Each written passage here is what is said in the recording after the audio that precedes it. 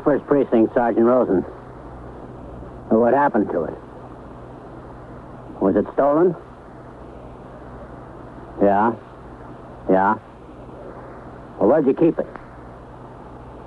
You are, by transcription, in the muster room at the 21st Precinct. How long? The nerve center. A call is coming through. You will follow the action taken pursuant to that call from this minute until the final report is written in the 124 room at the 21st Precinct. Well, I'll tell you what you'd better do. You better come on into the station house, make a report of it. No, you'd better come right away. Okay. Yeah.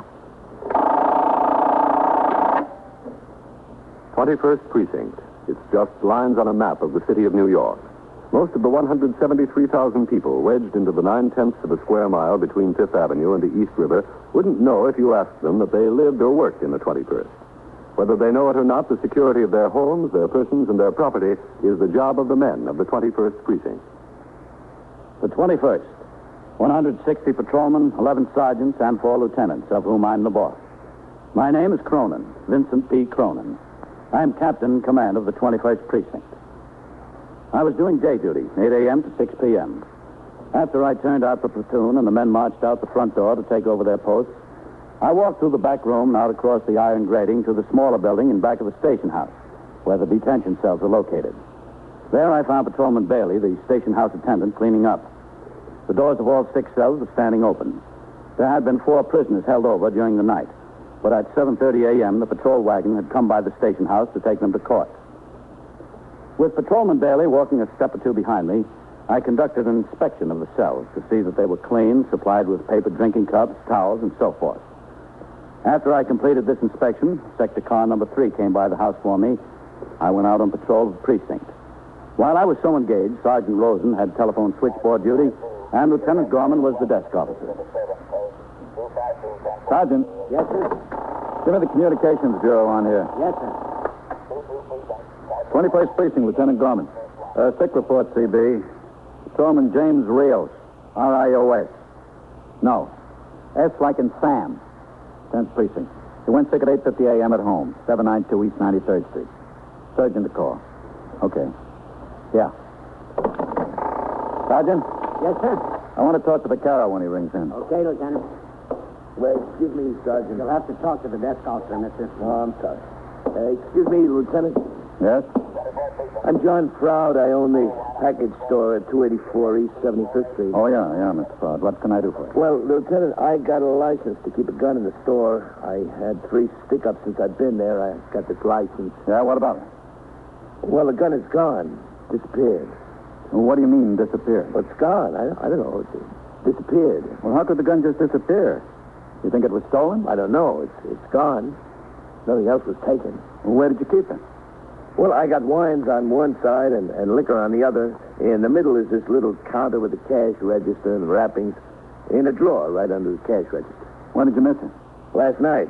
I went to get something else out of the drawer, and I saw the gun wasn't there. Well, why didn't you report it then? Well, I thought maybe my wife would know where it was. Maybe she saw it, or my son. I looked all over the store, and when I got home, I asked my wife. She didn't see it. What about your son? Well, he wasn't home yet. I fell asleep, and I didn't see him until this morning. He didn't know anything about it. Sergeant? Yes, sir? Put a call out for the skipper, will you? Okay. I don't know what could have happened to it. I got no idea. How long have you had this gun? 21st Precinct, Sergeant Rosen. Well, let's see.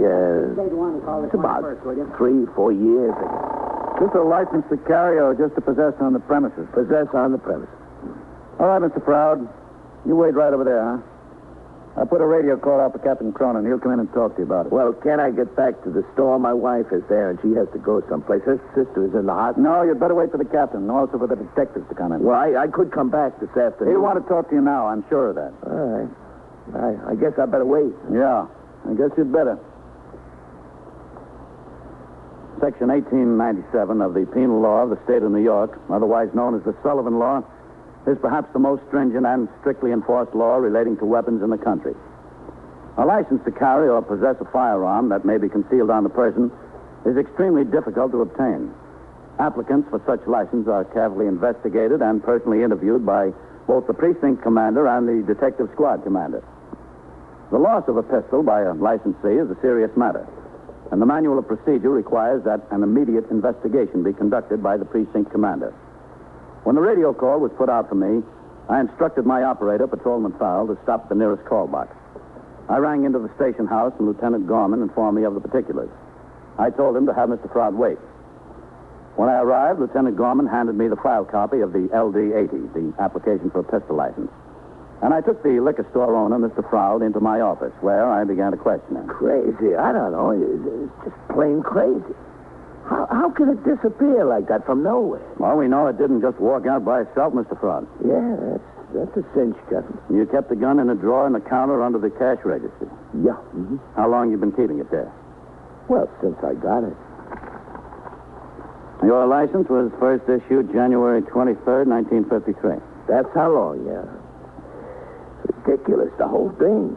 Guns an S&W 38 Terrier, blue finish. Yeah, yes. Did you get the drawer locked? Well, I locked it when I closed up the store at night, Captain, but, well, when the store was open, I didn't lock it, because what would be the sense of locking the drawer if suddenly I needed the gun? I was stuck up there 3 times, in 10 years. Who knew when it was going to happen again, man? Mm-hmm. When did you last see the gun? Yesterday morning when I opened the drawer, when I unlocked it. You're positive it was there then? Oh, yeah. Yeah, I keep in there also my bank books, deposit slips.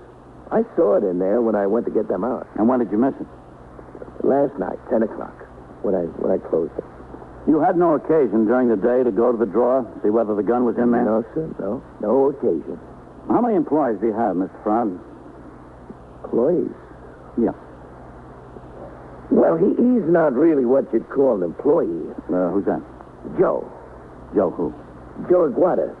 He's the fellow that comes in every morning. He sweeps up, he unpacks some goods for me.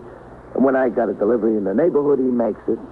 He does the same thing for Delicatessen out on 3rd Avenue. Cleans up, makes deliveries. We sort of, we share his time, half and half, like. How long has he been working for you? Oh, a long time. I don't know, 3, 4 years. Did you ever miss anything out of the store prior to this? Nothing, no. Not a thing. I don't think Joe would do anything like this. Did he know you had a revolver on the premises? Well, it wasn't any secret, Captain. I didn't go out of my way to tell him, but it wasn't any secret. Was he in the store yesterday between the time you saw the revolver in the morning and when you missed it at night? Yeah. Yeah, several times. He was in and out all day. Were you able to observe his actions on each of those occasions? Well, I didn't see him do anything suspicious, if that's what you mean. No, I don't think he'd steal anything, Captain. I really don't. You have any other employees? No, sir, no. You're open from about 10 a.m., 10 p.m.? Yeah, about. Were you there all that time? No, I live on 75th on the other side of 2nd Avenue. My wife comes for about an hour when I go home to eat lunch, and then she comes again at supper time. Mm-hmm. You say your son helps you out in the store once in a while, too? Yeah, once in a while, Captain. He goes to CCNY, and he's in the store maybe, like 1 night or 2 nights a week. So Ella and I can eat supper together, maybe taking a picture, something like that. What's the boy's name? John, too. We call him Bud. Was Bud in the store last night? He was there, yeah, for a little while. When I came back from supper, he was there with Ella, my wife. Do you think your son might have taken it? No. No, why should he? Well, you thought he might have last night. Who said that? I didn't say anything like that. Mr. Froud, you said the reason you didn't report the gun missing last night was that you went home to talk to your wife and your son, to ask them if they saw it. Yeah, I know. But Now, your wife said she didn't, and your son wasn't home when you went to sleep. Oh, I didn't think he took it. I had to ask him, before I went off half-cocked. Did you ask him? I asked him, yeah, if he'd seen the gun in the store, if he put it any place besides the drawer. He said no, he didn't touch it.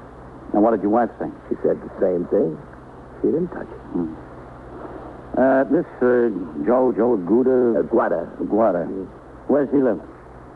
East Harlem, 126th Street, I think. But he'd be around the neighborhood of your store or the Delicatessen this morning. Yeah, he's supposed to be. Did you see him this morning? No, not this morning. Isn't he supposed to come in, clean up the store? Well, I didn't go to the store this morning yet. My wife went to the store. Yeah. Excuse me. Sure. 21st Precinct, Captain Cronin. Lieutenant King is ringing down for you, Captain. Okay. Yes, sir. Captain, Yes, Matt. Lieutenant Gorman says you have the man whose gun was stolen in there. That's right. You want to talk to him? Yes, sir. I'll be right down. Okay, Matt. Mr. Froud, I've asked the commanding officer of the 21st Detective Squad to come downstairs. For me? Well, you've got a gun. Can't be accounted for. We've got to presume it's been stolen. But I don't know who would steal it. And that's partly a matter of who had access to the drawer, isn't it, Mr. Froud? Well, I guess so. Yeah. Do you know anything about this Joe besides the fact that he's worked for you in the delicatessen for around 3 years? No, not much. No. Is he married? I think so, yeah. You know whether he's ever been in trouble with the police? Not since he's been working for me. At least I don't think so. He's been pretty reliable. How much you paying? Well, he gets $22.50 from me and $22.50 from the delicatessen, plus tips on the deliveries he makes. How old is your son, Mr. Froud? But, well, he's 21. He's going to be 22. In City College. Yeah. Pre-med, he's taking. Bright boy, real bright boy. He was in the Army 2 years. That's why he's a little late in school. But he's going to make a fine doctor. Real fine doctor. He's going to school on the GI Bill. Yeah. He just got in under the wire, just by a month, 6 weeks late. How are his grades at school? He didn't steal it, Captain. Not Bud. I don't want you to accuse... I'm not accusing Well, he anyone, didn't Mr. take Froud. it, I'm telling you. All right, we'll make sure. You don't have to make sure, I'm telling you. I just don't want you thinking he did because he did. Mr. Froud, apparently you're the one who thinks he might have. Seems to be on your mind. No, he didn't, I'm telling you. You were suspicious enough to want to talk to him before you came I here. just wanted to ask him if he'd seen it. You having any trouble at home with Bud, No. Mr. Froud? No, well, I mean, he's a boy, you know, he's a boy like any other boy. He's got ideas. 21 years old. He's been in the Army. It's not much of a boy anymore. What makes you think he took the gun? I don't think it. Now, look, Mr. Froud, if he has got it, you better help us get it back from him before he gets in worse trouble. What kind of trouble? The kind of trouble a gun can bring. Do you think he took it? Yeah, I think so. But I don't know. He says he didn't, but I think so. Now, why do you think he took it, if he did? Who knows why? Who knows why he does anything? Why he wants to quit school? Why he wants all kinds of money? Why he wants to get married? Who knows why a kid does anything? Well, maybe we'll find out. Because theft of the revolver was suspected, Lieutenant King assigned one of his detectives to go to City College and get the son out of class. In order to pursue my investigation, I instructed Sergeant Rosen on telephone switchboard duty to have a car come by the house for me. When it arrived, Mr. Froud and I got in. I told the operator, Patrolman Mercado, to drive us to the liquor store on East 75th Street.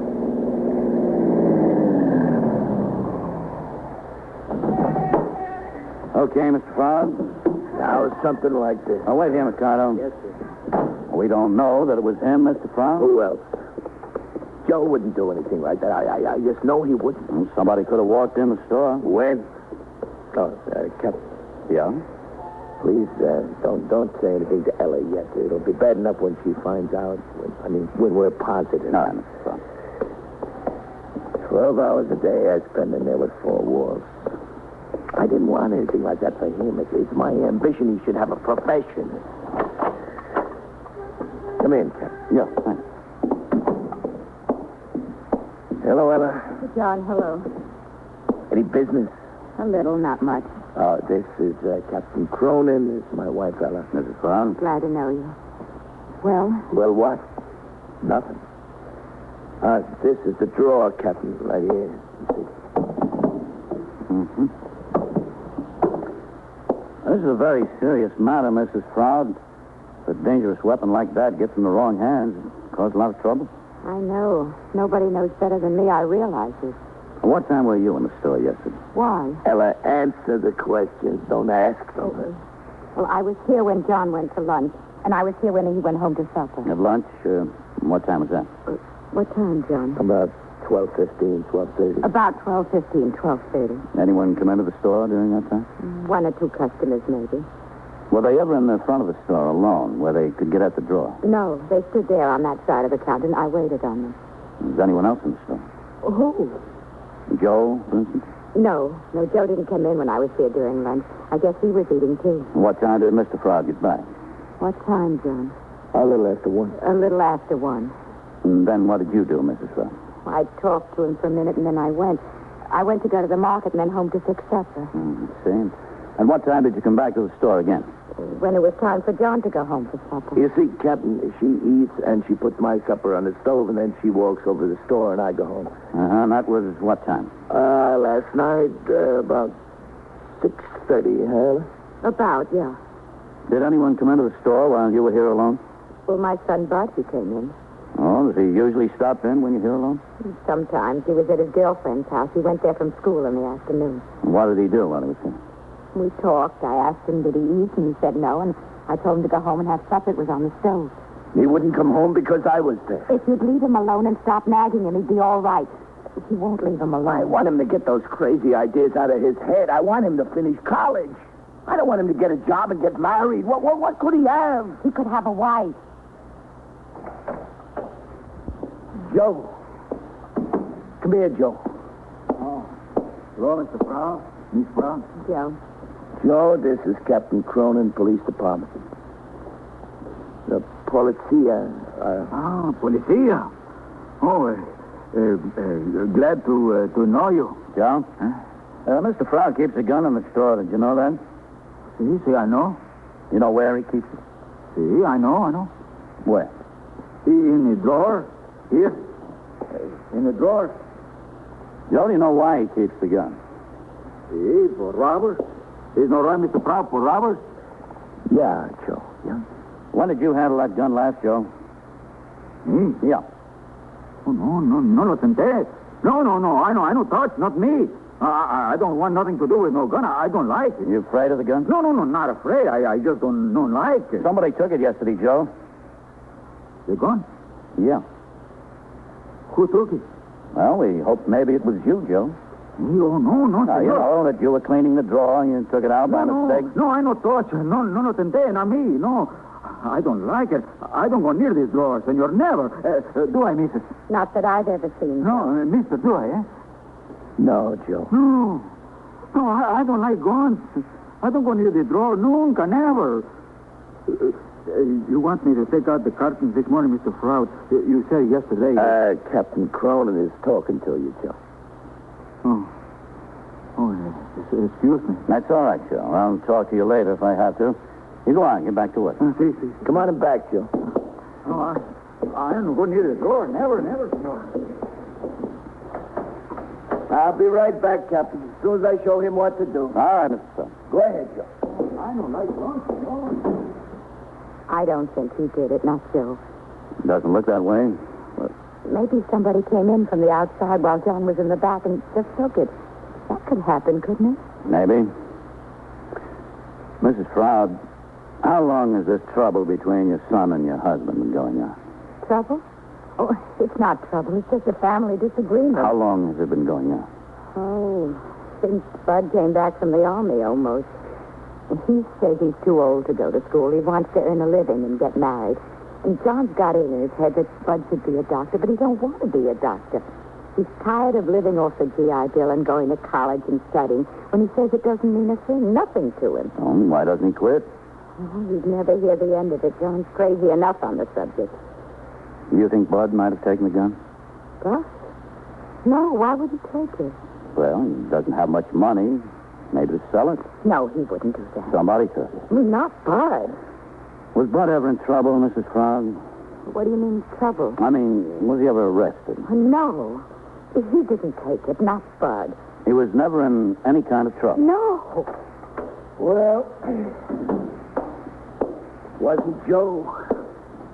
You see what I mean? Yep. I see. John, would Bud take the gun? No, huh? Why? Why should... Well, I don't know. I just asked. No. Excuse me. Sure. Well, what did he do with it? Liquor store. Is Captain Cronin still there? Yeah, sure, he's it. Captain, for you. Okay. Thanks, Len. That's all right. Captain Cronin. Matt King, Captain. Oh, yes, Matt. I sent Whitey Howard up to CCNY to get that Bud Froud out of class. Yeah. Just rang in and said he got him out all right.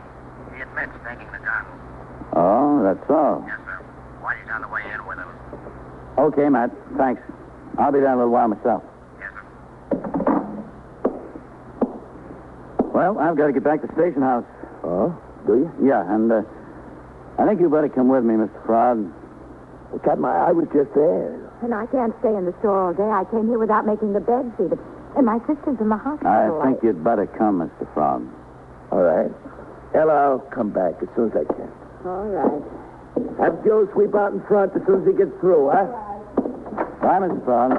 Goodbye.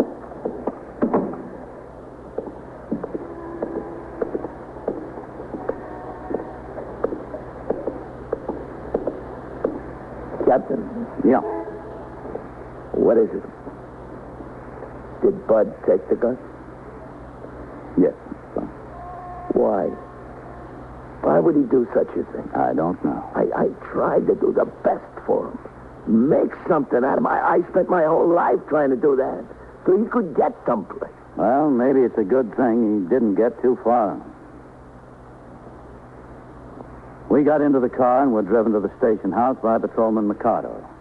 Mr. Froud didn't say a word all the way. He just sat there looking straight ahead.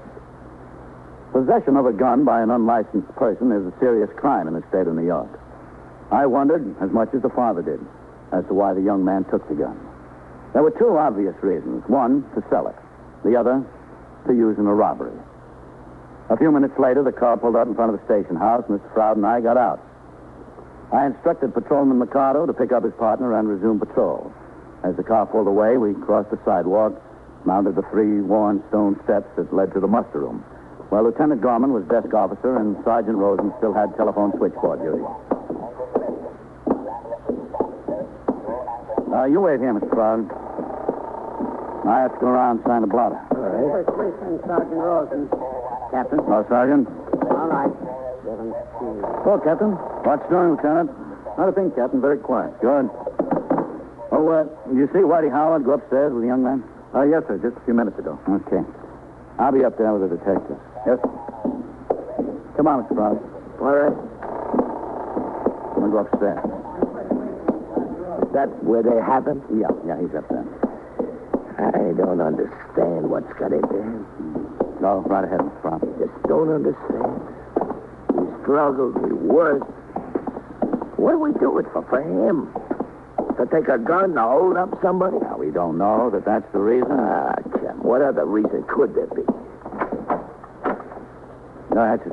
He never should have got that gun. Not if I had 40 stick-ups. If he'd wanted one, he'd have got one someplace. You can be sure of that. There he is, in a little office. All right, now, Froud, take your time. Matt? Come in, Captain. Go ahead, Mr. Froud.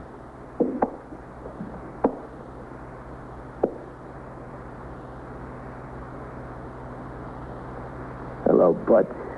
Huh? I'm ashamed of you. I'm so ashamed of you, I can hardly look at you.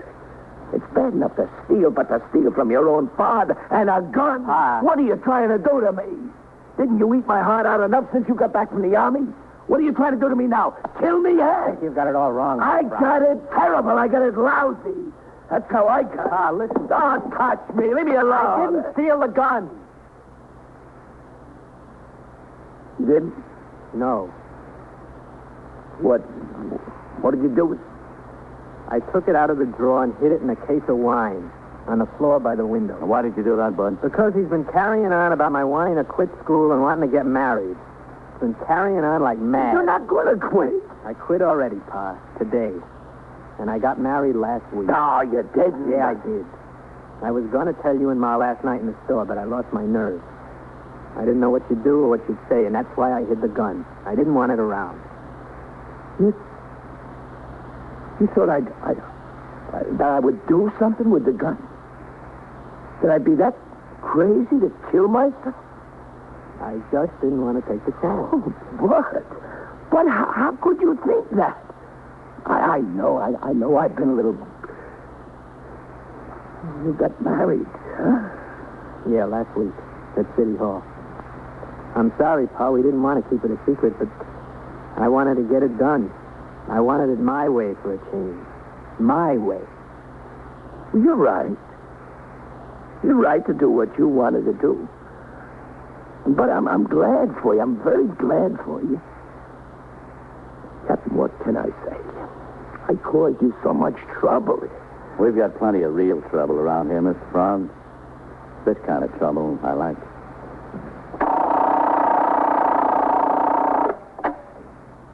"21st Precinct, Sergeant Wilson." Oh, no, sir.